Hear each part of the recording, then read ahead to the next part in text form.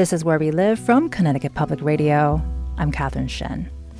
Every year, the Westport Library hosts a series of author conversations, bringing the community together to bond over a shared book and a love of reading.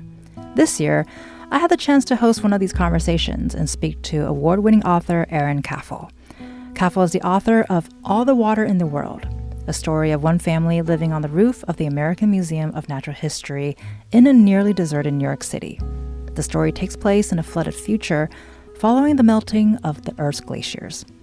I started the conversation by asking Eiren to share a bit about her book and her inspiration for the novel. So this book is a book about a group of people who have chosen to stay behind after the glaciers have all melted in a sort of collapsed New York City, where the city itself is protected by a large number of seawalls and so is sort of a dry bowl in the middle of an encroaching ocean. And they've chosen to do this because, like so many curators across time, they feel that they have a duty to the museum that they swore to work for and protect. And they've stayed behind to protect collections, to protect each other, and to honor that job. And then an enormous storm comes, breaks the seawalls, and they have to look for escape by taking a canoe up the Hudson River. So it's a big adventure story with a lot of science and thoughts about community baked into it. And the characters that I've put in this space, the person we're mostly spending time with is Noni, who is, at the time of the telling, probably 18 or so, and 13 at the time of the events, who's trying to explain what it was like to grow up knowing very little else other than a collapsed world, and what happened to her parents and her sister and the community, the sort of chosen family that was made from these people who stayed behind doing this duty. And a large part of it was based on what I got obsessed with at a certain point as a museum nerd and as the daughter of a scientist, which was what happens after collapse happens to the people who protect museums, who protect scientific knowledge. It was largely based on things that happened during the Iraq War, where Iraqi curators came back during the bombardment of Baghdad to protect their antiquities in their museum, and also the siege of Leningrad, where for 3 years the curators that were part of the Hermitage stayed behind in a freezing cold museum, eating restorer's paste and chipping ice off of the masterpieces. And I kind of wanted to tell a story like that we really do have a huge portion of our community that stays behind to make things safe and to preserve things for a future that they can imagine. And then the novel does open up where we learn that a family is living on the roof on the top of the American Museum of Natural History in New York, and I mean, you kind of answered part of the question, but I would love to get deeper into that in terms of when I realized it was a museum, I was like, cool. I mean, I don't love what's happening to them, but I love the idea that they're living in a museum, because I did have this image. I've been there before, really fun and cool space, but I had this image that came right at me that was this juxtaposition of they're in a space with things that are being preserved versus things that are about to be preserved or perhaps lost forever, with the context of what's going on with the story. How much intentionality did you have building that? Or am I just going crazy? No, you're not going crazy. And having this crisis by myself. No, you're not going crazy. I mean, part of it, I really did want to spend time in a space that is recognizably about the former world to most people. Most folks, generally a natural history museum only has about between 5 and 10% of its collections on display. And mostly what that means is that we see a lot of amazing dinosaur skeletons and, the great blue whale at the Museum of Natural History in New York. But behind the scenes, there is a real sense of what is our duty to what could be lost and how do we preserve it? How do we make networks of communication and conversation that preserve the information in these artifacts? And how do we expand what that conversation looks like in terms of museum science? And I was writing this as a person who was spending a lot of time, my kid was obsessed with the Field Museum in Chicago, and just as I had been obsessed with the American Museum of Natural History in New York when I was a kid, So I was spending a lot of time going with my kid to this beautiful space, going behind the scenes and seeing the way that people thought about preservation. And also we're in a moment where there's an enormous reckoning with how do we think about artifacts? How do we be in conversation with the communities that produced them? There's a big change that happened while I was writing the book, which was when I started writing it, the sections of the American Museum of Natural History that dealt with indigenous artifacts were all open, and as the book was coming out, they finally closed them in order to be able to go and reassess the museum's holdings and return objects that needed to go back to where they belonged, where they'd come from.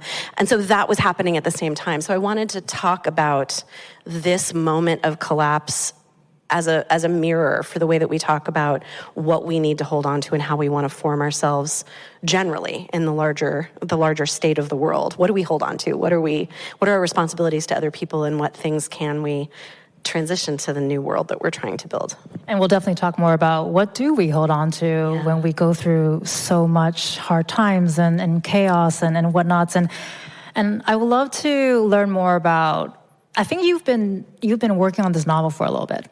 The idea has been germinating for a long time. For a minute. And just a quick minute. And 10 years, nothing big, it's fine. I mean, what's time? It's not real. And I would love to know, when and where can you take us to that moment where you decided that you wanted to explore a futuristic dystopian novel, especially after just coming off of writing a memoir, The Mourner's Bestiary, and both of them grapple with very different, but I think there are some parallels in terms of catastrophes that your characters and yourself are facing. Yeah, absolutely. And what's interesting is that I was writing both of them almost simultaneously. I'd finished a draft of one of the books, the nonfiction book that I was working on about ocean collapse, and then I would take time to write the fiction.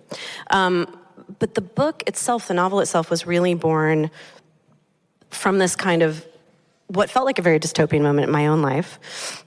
And I came to it pretty honestly. My mother was a scientist for the EPA in Massachusetts, so I was really steeped in thinking about science of collapse and what was happening with our water ecosystems. She was a hydrogeologist, and we watched a lot of disaster movies for fun, especially ones where the scientists were the heroes. Like, she loved to sit down with a terrible, trashy disaster movie and tell me all the geology they were getting wrong, and that's not how pyroclastic flow works. So I sort of came into that space very naturally, and in my own family of origin, which I think you're referring to, my father's side of the family has an incurable genetic disease, which I inherited. And we've had it for 150 years of our family life. And almost until my dad's generation, nobody lived past 50. So I was diagnosed with this when I was in my 20s. And you can see from that I might be the kind of young person who is really drawn to reading a lot of books about shipwrecks. That was definitely where my mind was going to go. It's very relaxing to me to think about catastrophe because it's sort of steeped into my biography. But I was a vulnerable person with this illness, which I did inherit, and I do have, and still, contend with today. I was a single mom. I was working multiple jobs as a writer, working on textbooks, and Superstorm Sandy came when I had a very small child and was going through sort of a bad part of my divorce. And my kid didn't sleep very well, and so we would fall asleep. And one night he was falling asleep, and I got a call from my godfather, who lived in Brooklyn, still does. His daughter had a house in Red Hook, and he had just come out of her basement where he had been trying to get all the seawater out of her basement with a sump pump for many hours. And he said, it was crazy. I was walking home, and all of the streets were like black ice because all of the oil from various drums that had gotten attacked by the seawater in Hurricane Sandy were suddenly all over the ground, and I had to be careful so that I wouldn't slip. And that detail was so specific and so direct and so much about a place that I love very deeply because I was born in New York, my family was from there, that I briefly fell back asleep, and when I woke back up again, Noni's voice was in my head trying to talk to me about what it was like to live through this end of her world. It felt like all of the work I'd done as a journalist to try to explain how difficult the coming crises were going to be for us environmentally paled in front of that detail that my godfather gave me of, this is my lived experience. I love my daughter. I love my daughter's house. This horrible storm has come, and I don't know what to do with myself except to tell you that this is what it feels like just to walk my streets to come home. And that's how it started. And it only took me 10 years to get it right. So we're going to all marinate that in a little bit. And we all have different ways to relax. You watch disaster movies. I do. I also watch Chinese dramas and Korean dramas that rip my heart apart. So turns out we're both looking at the same thing. This is why we're... Well, you touched on this just now, but I think one thing that strikes me having conversations with different writers or artists or just any creators, I think it's really... It makes sense that when we're storytelling, it's natural for us to sort of dig into our own personal histories, whether it's 150 years ago or maybe just yesterday. So how much of this did you think of when you were building your novel that you were going to pour yourself into, especially since you published a memoir? Yeah. So I imagine that's a little bit different. You are literally telling your own personal story and showing the world. You're being very vulnerable and raw in front of an audience of readers. But fiction could work differently. You don't have to do that. But it sounds like you probably did. I sort of can't avoid it, much as I might try. I think that the gift of fiction, and I guess I did this a bit with my nonfiction as well, but the great gift of writing a novel for me was that I could put a family that wasn't my family into a place of great peril and fearfulness, and I could see what happened to them. I could give them different resources and different community and different experiences than my own family and see how that changed their trajectory, borrowing on, emotional truths that were from my own life. But also with a novel, one of the things that I don't think I felt permission to do when I was just thinking of myself as a nonfiction writer was that I could just put in whatever I loved. And I love that museum. I love it. And I've loved it since I was tiny. And I love the Hudson River in a deep way that is born from having taken the Amtrak from the Berkshires to New York City all the time when I was a young person. I love the places that they end up. I love the Berkshires, which is where they're going, which is where I was raised. And every time that I was placing people in peril or dredging up something that I understood about grief, because you can't live with a family that is facing an incurable illness without thinking a lot about loss.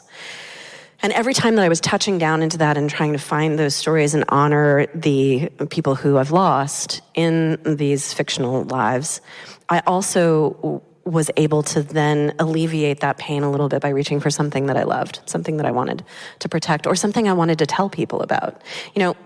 My family's the kind of nerds that if you met us, let's say at the Field Museum on a member night, we would just talk your ear off about how great it's going to be to go see the ants. That exhibit is fantastic and you got to go up there. And if you go now, you're going to be there before the line. And being a fiction writer is being able to do that, but for all the things that I was really obsessed with, every little nerdy hyper-focus I've ever had, I could be like, did you know that when ancient beavers used to make their underground layers, they're called paleocasters, and wait, they're spiraled. And I could throw that into the book in a way that it would bring some of the things that I find joyful and important and kind into what otherwise would just be an examination of a lot of hurt. Well, I'm one of those people that will read the place card thing word from word. So if you're coming with me to the museum, good luck. I hope there's a cafe there because I will be there all day. So I feel like I would. We would go together. We would have a good time. Yeah. And so back to the novel, you mentioned Nolny, who is your main character. Yeah. And she was 13, right, when things During were the action happening. of the So book. Noni, this 13-year-old girl who's only really known trauma and ongoing destruction and death her whole life, which one of the things that I sort of read from her character is it really sadly mirrors a lot of the youth today. Yeah. And I think one of the things that draws me into the novel too is it's almost a little too real sometimes. Yeah.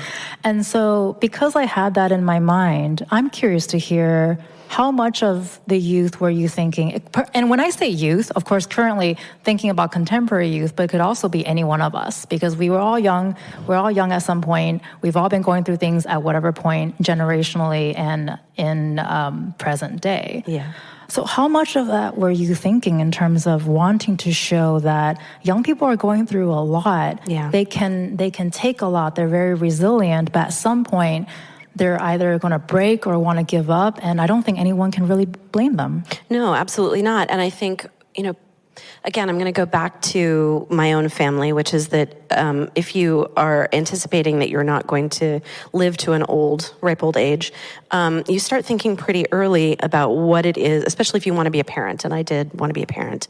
And I value my relationship with my kid enormously. And there's always this sense in the back of your head that you might not be able to give them all the things and all the information that you would want to. You're maybe not going to get to, my father didn't get to come to my wedding, for example, and I know there was material and information and history that he wanted to hand me. And he handed me a lot, right? We definitely have this real tradition in my family of like putting everything into the baton and handing it off to the next generation as they get ready to move on to the next, knowing that you're going to be leaving your children with the trauma of your illness and maybe your death, right? That's a very weird way to move through the world. I don't think most of us know in the back of our heads that that could happen or that it might happen, and we have our family traditions. But it's very front of mind when you're diagnosed at a young age. And so I absolutely, in all of my books, have this sense of what am I going to be leaving behind so that if my child doesn't know me when they're 40, they will be able to get to know me and what I thought and what I felt was most important through what I've written down and left behind. And that impulse felt so germane to what we're trying to do now as crises accelerate within this modern moment. And I was starting this book before the pandemic had even happened.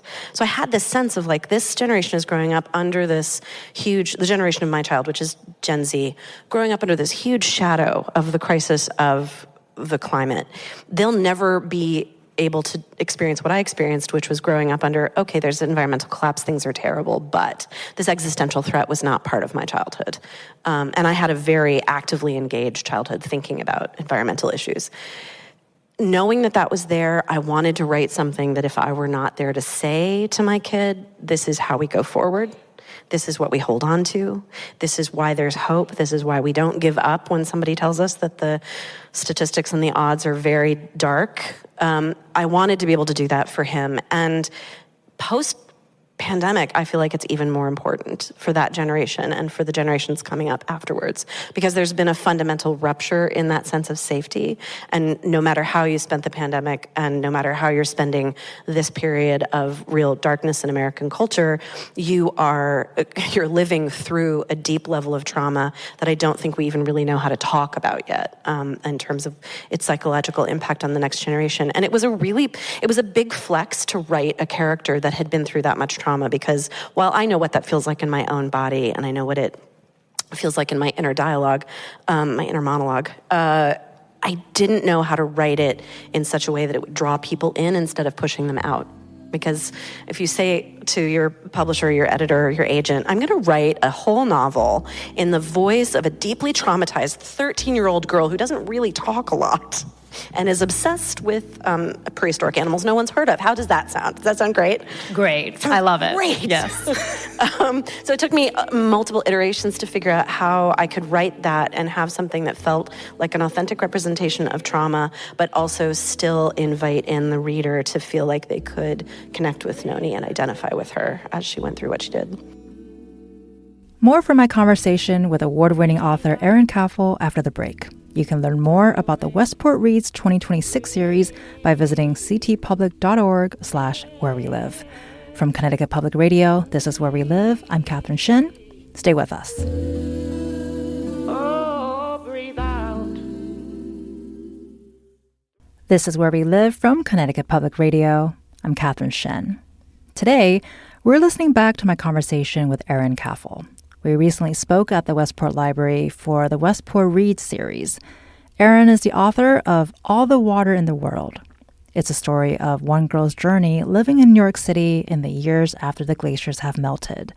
Nani, the central character in this novel, goes through enormous loss and trauma and the novel flips between present day and the past. I asked Eiren to tell us more about how she navigated this as a writer. Well, and actually, as you're sort of talking our way through the process, I was thinking and imagining myself sort of flipping the pages. I wonder if it was helpful for those of you who read the novel, is we're seeing the story from Noni's perspective, but we're also going back and forth between her in the present day and her kind of going back to her mother's memories. And this is something that we discover very, very, very early in the novel, that her mother's no longer with her. So how did you come into that idea that you're going to do a sort of back and forth storytelling style? It took multiple iterations of the book before I really had that kind of dialed in. I knew pretty much from the beginning of the writing and beginning of meeting the character that her mother was gone. And I knew that because of all of the things that I'm talking about in terms of my own family, it was really important to me to write a book about a possibly dark future where there were people who were disabled and chronically ill, and there were other issues that people had to contend with, not just the sort of zombie apocalypse version of like everything is dark, dark, dark, right? I wanted there to be a recognizable reality because disabled people and chronically ill people exist across all time. And so I knew that I wanted that there, and I knew that I wanted to make sure that even with the mother being gone, that she was still really present, because my people are still very present for me. I'm here in a place where I'm a few miles away from the beach where I grew up swimming with my mom, and my mom is no longer with me, and yet she feels like she's been with me from the moment the plane touched down. So I wanted that to be present for her, and every time I wrote a chapter in the initial drafts, there were those memories sort of laced throughout. The innovation for me, and it's not a unique storytelling method, was to create this back and forth between the present moment and the past moment for a large part of the novel, and then to kind of ease us out of the past and just stay with the present, moving us forward in momentum, because this is a group of people that really collects information, and I wanted that backstory to be just as important as the kind of propulsive situation that they found themselves in at the moment of the action of the book. Well, and another character that really struck me was that this is not a conventional character, because I see water as one.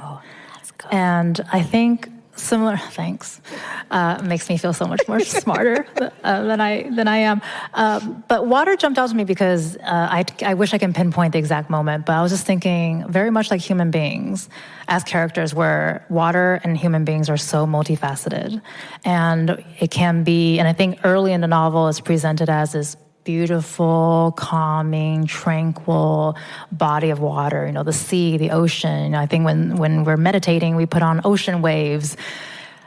But we quickly learn that it is also devastating and destructive and menacing. So I want to come back to your intentionality. Did you think deeply about wanting water to be presented that way, or did it come naturally as you're writing the story?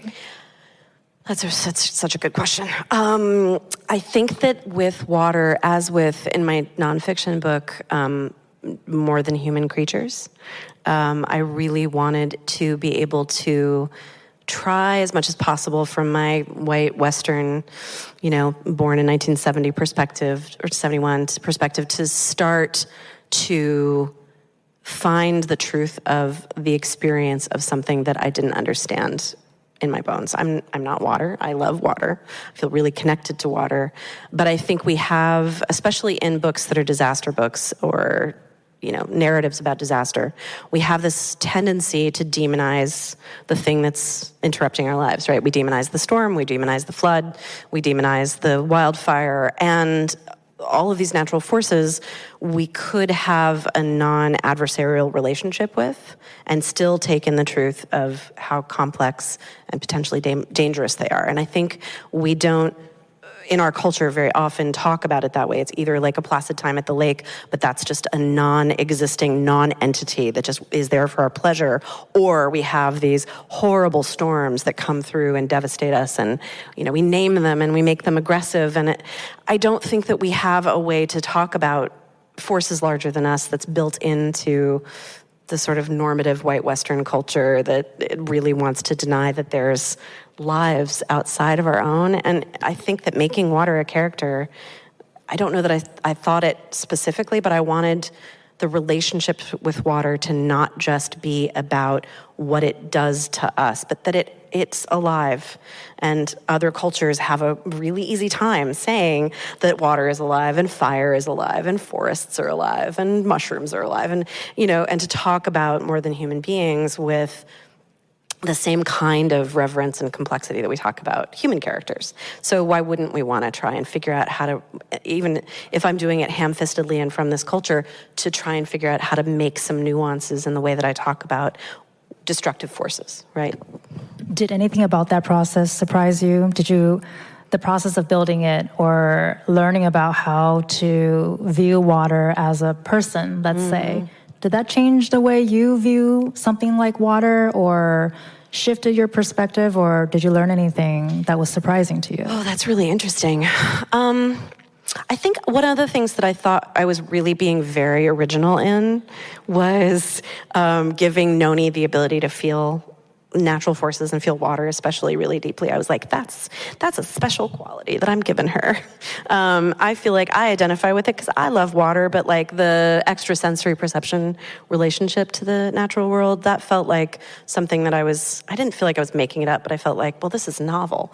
And what has surprised me is the conversations I've had with lots of people, especially neurodivergent folks, in the years since I started being out there in the world, of how common that experience is, and how many people feel like they have an excellent sense or an extra sense about water or about storms or about barometric pressure, or all of these things that I feel like Noni's really tapped into. And it was a wonderful proof of concept that, like, of course people can pick up on things that we don't necessarily know how to describe. And it's been really great to have those conversations. That's been a surprise.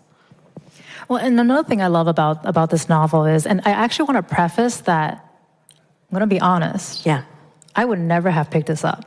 You would never have picked this book up. And the only reason is because, I'm not a huge dystopian reader. Yeah.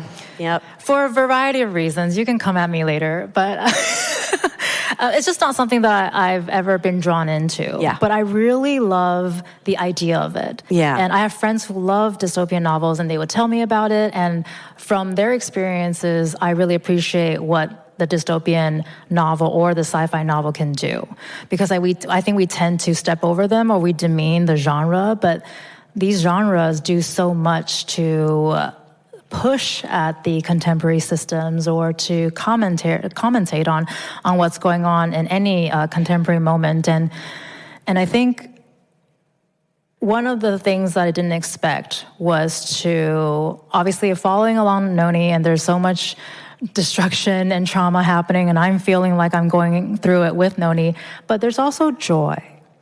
So she also finds joy amid the destruction, and I want to share this scene where, no spoilers, but her and another character on a canoe, they're going through the river, and I think one of them saw a bee. Yeah. And they got so excited, they saw this bee, and the other character said, bees are resurrection. Yeah. And Noni says, bees will save us. Yeah. And I'm a bee fan anyway, so that helps, but spoke to you. Why is it important for you to show a scene like that? And this happens not just in that case. There's multiple moments like this, but that one stood out to me. Yeah, I mean, for so many reasons, and I think they're wrapped up in that question of who reads dystopias and why, and whether this is a dystopian novel. I mean, it's categorized that way. I get cataloged in sci-fi. I don't have a problem with that, but I wouldn't necessarily describe this, from my heart of hearts, as a dystopian novel, because I think that I was raised by somebody who spent a long time thinking about utopian movements. My father was a craftsman of shaker furniture, and he was obsessed with the Shakers and their complicated relationship to the end of the world and tech and, the postal service and brooms, and gender equality. So I was raised with this whole, library full of books on various utopian movements that had come through New England during the 1800s. And one of the things my father said to me is something that I put into the book, which is utopias fail. But I also think dystopias fail.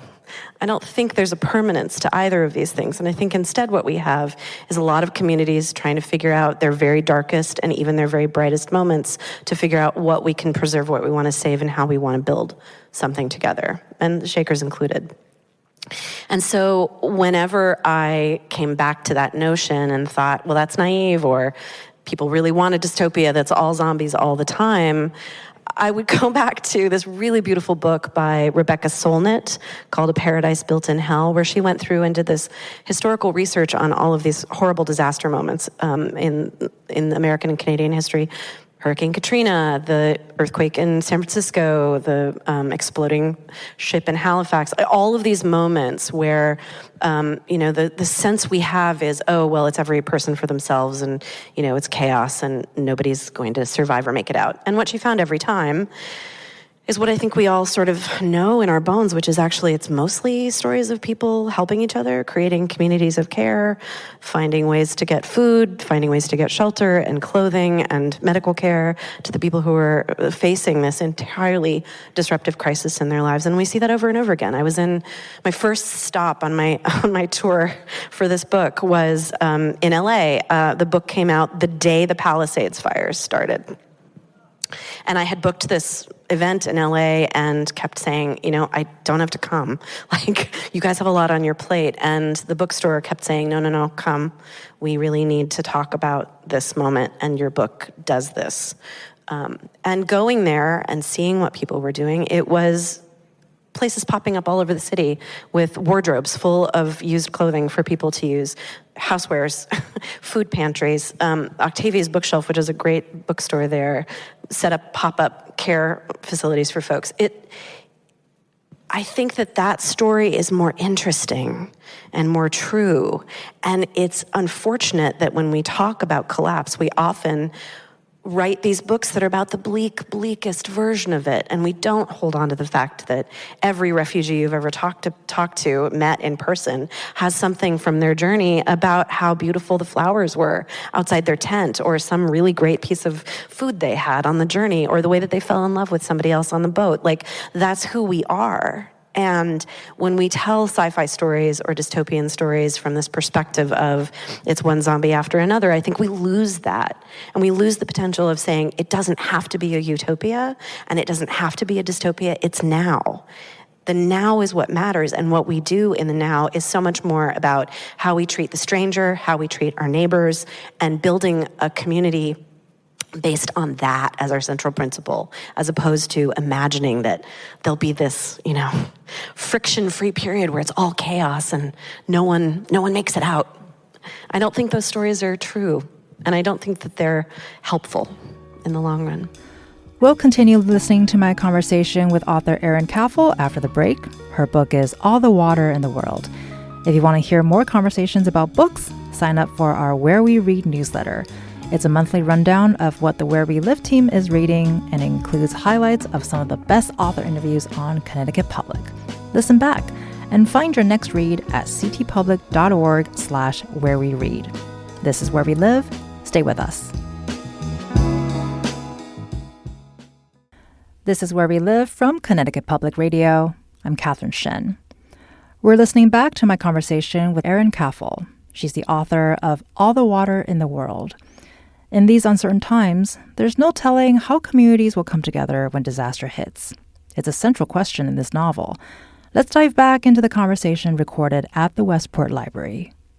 I think a lot of the stories we hear when disaster strikes is violence. Yeah. There's looting, there's people stealing things, but oftentimes that's not the case if you're the person who's on those streets witnessing what's happening. And what I really wanted to ask, and perfect segue, because another thing that popped out for me too is this idea of community together, no matter if it's good or bad times, versus the individual person. Yeah. Because I think this is something that we've also grappled with over the last couple of years. Yeah, and we're in it.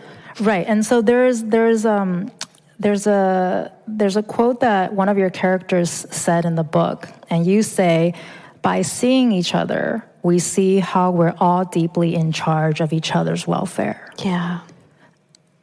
How did you get to that line? I mean, I'm borrowing that from every brilliant thinker that's ever looked at this issue, looked at this problem, that how deeply we are in charge of each other's welfare.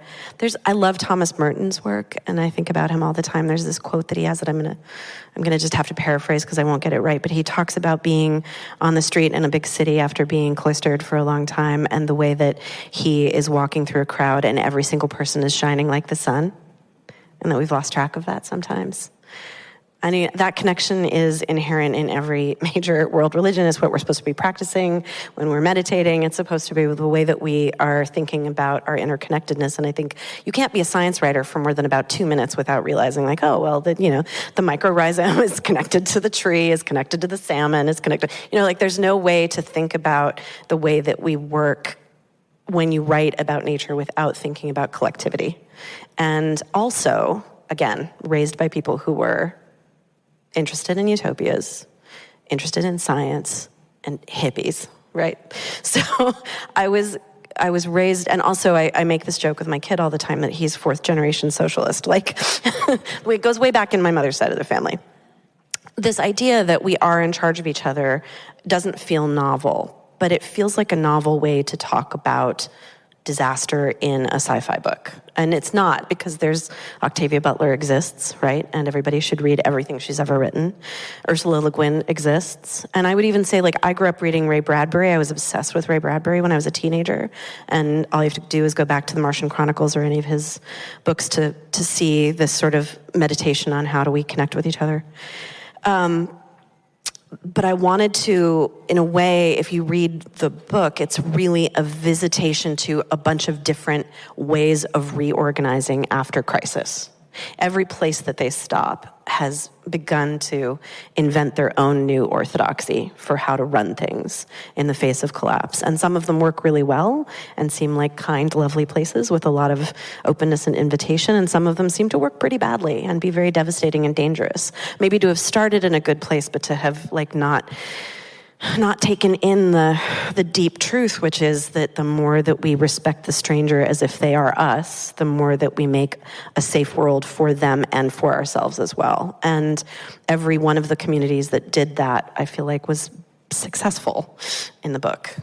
So, a little bit of manipulation there on my part, but yeah. So, because you're at the part where perhaps the characters found a safe space, or readers have found a safe space. So I want to bring us back to the beginning, where one of your characters said, referencing to what's been going on at the moment, he said he knew this was coming, but couldn't picture it. Yeah. So the moment I read that, 2 people came into my mind, Octavia Butler and George Orwell, 1984. And I have to paraphrase this because we have limited time, but one of the experiences that Octavia Butler, who's an American science fiction writer, if you're not familiar, she shared this experience with an audience of how a student came up to her.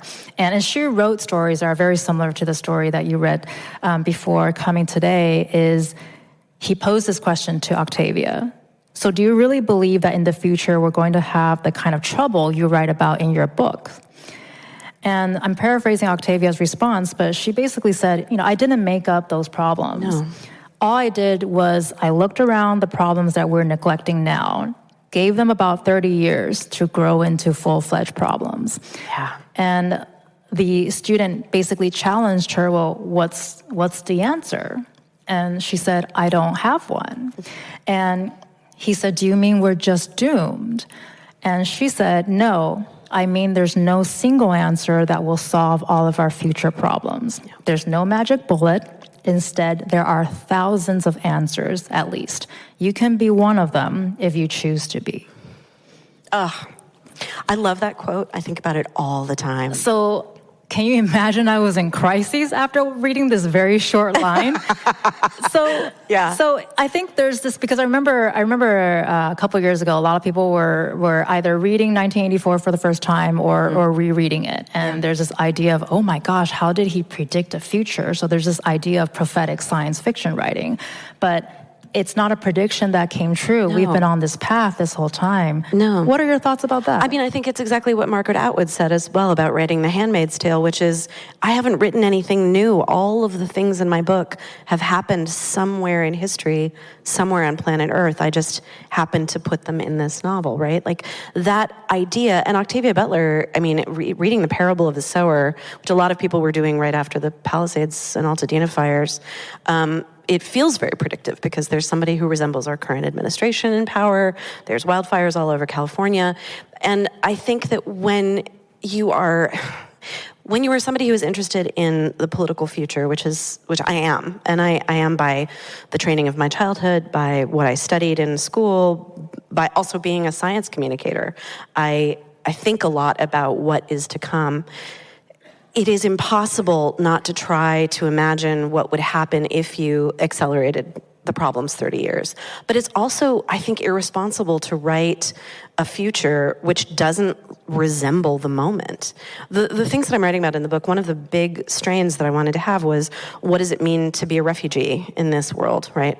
Noni calls them the lost, right? The people who don't have a place or a community that they're going to, or they're between one and another. And there's this moment of realization of like, oh, we're the lost now. And I think that moment is something we are seeing happening profoundly in this moment in American culture, where we're wondering about how do we treat the stranger. It's even more dystopic than I think most of the dystopias that I spend time reading or writing. That moment of recognizing that the problems are the problems are the problems, and it's just a matter of how much we as a community agree to let them get out of control, and how we agree as a community to rein them back in based on our collective power. I think what happens is not that there's more evil, but that people forget about their collective power. We forget it over and over and over again. We use our collective power to make things change, to make things better, and then they're better, and we rest. And there's nothing wrong with rest, but rest requires additional vigilance to make sure that the collective power that we marshaled to change things last time isn't needed again. And we're in a moment where, whether you're looking at climate change or politics or refugee status or any of the things that we're struggling with, we need our collective power back. And I think every story that we tell that is about the crises that are coming or have arrived for us is really, if you're doing it right, a call to action to be one of the 1,000 answers, because every individual life touches the lives around it most intensely. And I think one of the things I think about a lot too, it's a very hyper-local story. We're just following them where they go. It's not a global story. None of our stories about climate change are global stories. It is a global story. It's happening everywhere, but it's going to be so local for each of us. And I think about the writer Bill McKibben and the way that he talks about, we get asked this when we write about climate change. Anybody who's a science journalist gets asked, what do we do, right? And the answer that I've taken to giving, and I said this in LA when I was talking to that audience of people, some of whom had just been through the fire, was you have to think about your relationship to what's within 50 miles of you, and focus on those neighbors, those ecosystems, those places you want to protect. Being hyper-local like that actually changes things enormously. And people are talking about it in terms of what's been happening in Minnesota in terms of neighborliness, right? Your neighbor relationships matter, and they change things. Being one of 1,000 isn't scary. It just means think about what's right next to you, what's inside of your orbit, and what you can change.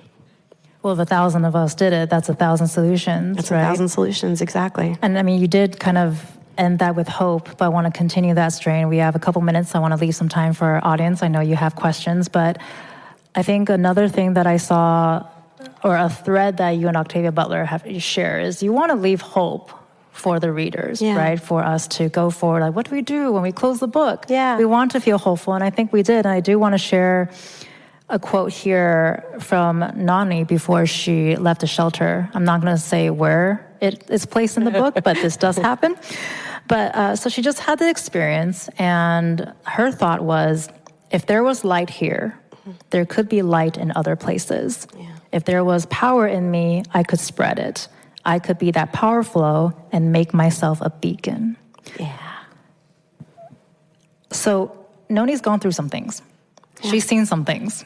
Yeah. Is this for Noni, the reader, for yourself or all of the above? It's for all of the above. I don't think you need to have experienced trauma to be able to be a beacon and a light. I think you need to be able to turn your empathy up and your curiosity up and the other things that connect you to the people that you've never met before, to imagine their lives.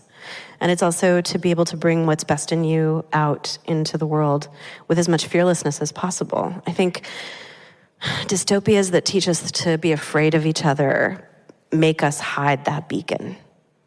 They make us take down the openness to the stranger, to each other, to the possibility of a future, to the power that we already have in our hands. They make us afraid to go out into the world. And that beacon is the opposite of that. It's the openness that each of us have when we meet each other. And I think we need that more than we ever have at this moment.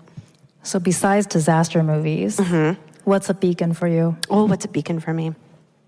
I mean, my kid, because I really do love Gen Z with like a deep motherly love. I think there's a fantastic group of young people coming up to have interesting ideas. Not to save us, they're not supposed to do that. That's not their damn job. It's a collective, but they are really an interesting group of people. So my kid, I think the future's in really interesting hands, and I don't think it's great that they went through trauma, but I do think that there's a real gift that we've all been given to see the ways in which systems we might have relied upon before are no longer serving any of us. And I think it takes people who've had their minds opened at a really young age sometimes to be able to see that. The other thing is that I go out into nature as often as I possibly can.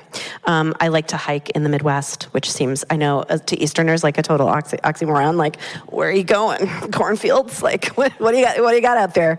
That's still nature. It's still nature. And also, there is a secret. I'm going to give you all a secret. If you ever go to the Midwest, especially if you go to Wisconsin, there is a 1,000-mile trail called the Ice Age Trail that follows the line of the last glaciation of the Midwest that is something that came up during the Carter administration, was invented. And we never hear about it in the East Coast because we only think about the AT or maybe the PCT or something, but we got cool stuff in the Midwest. I'm seeing a little attitude come out right there. I know. My husband, who is a very, very avid hiker, says that the thing that's beautiful about the Midwest is granular beauty. But I think that there's a training there to help you see small things and focus on.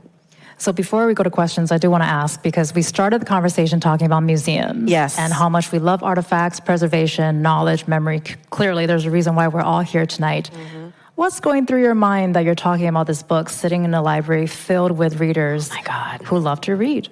I mean, first, just like how lucky you are to have this library, this specific library, which is kind of the best of libraries that you could possibly have, in that it feels like it is so open to that essential thing that we need out of libraries, which is a community space that encourages all of us to grow into the best version of ourselves.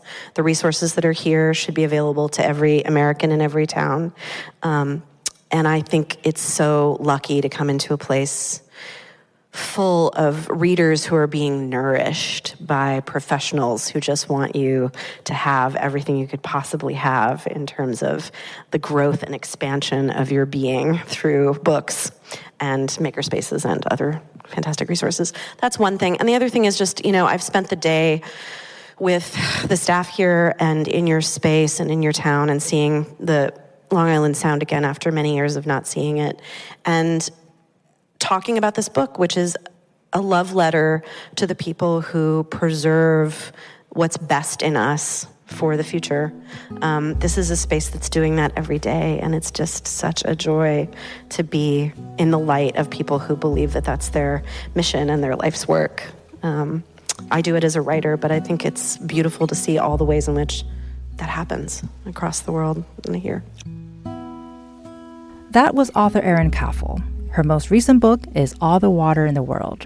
Learn more about her work and check out all of our Where We Live author conversations by visiting ctpublic.org/whereweread. I'm Catherine Shen. Today's show is produced by Tess Terrible. Our technical producer is Dylan Reyes. Download Where We Live anytime on your favorite podcast app, and thank you all so much for listening.